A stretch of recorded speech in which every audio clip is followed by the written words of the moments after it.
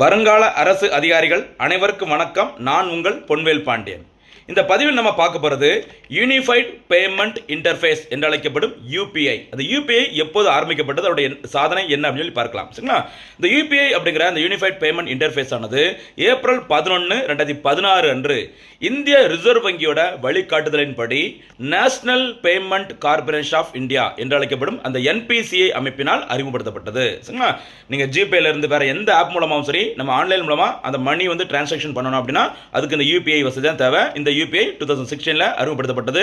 தற்போது உலகமெங்கும் சரிங்களா கிட்டத்தட்ட முக்கியமான ஒரு 8 நாடுகளில் இந்தியாவின் அந்த யூபிஐ பயன்படுத்தப்பட்டு வருகிறது. சரியா?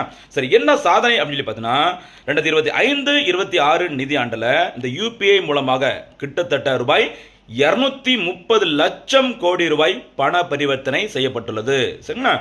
IMF அமைப்பு, இன்டர்நேஷனல் மானிட்டரி ஃபண்ட் இருக்காங்களா, சர்வதேச நிதியம், அவங்க என்ன சொல்லியிருக்காங்க அப்படின்னா உலகத்திலேயே ஓகேவா ஒரு சில்லறை அந்த பண பரிவர்த்தனை அதிகமாக பயன்படுத்தக்கூடிய ஒரு வசதி எங்க தான் இருக்குது, நம்முடைய இந்தியாவோட யூபிஐல தான் அப்படிங்கிற மாதிரி ஒரு பாராட்டு தெரிவிச்சுக்கிறாங்க. சரிங்களா?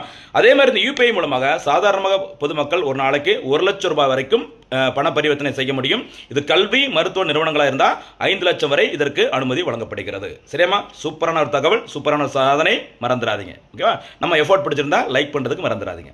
இன்றைய பதிவிற்கான கேள்வி, யூபிஐ என்பதன் விரிவாக்கம் என்ன?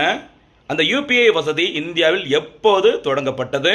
இன்னொரு போனஸ் கேள்வி, அந்த யூபிஐ அறிமுகப்படுத்திய ஓகேவா இந்தியாவின் மைய வங்கி மற்றும் அந்த நிறுவனத்தின் பெயர் என்ன? அதற்கான பதிலை ஃபுல்லாக ஷார்ட்ஸ் பார்த்துட்டு பதில சொல்லுங்க. சரியாமா?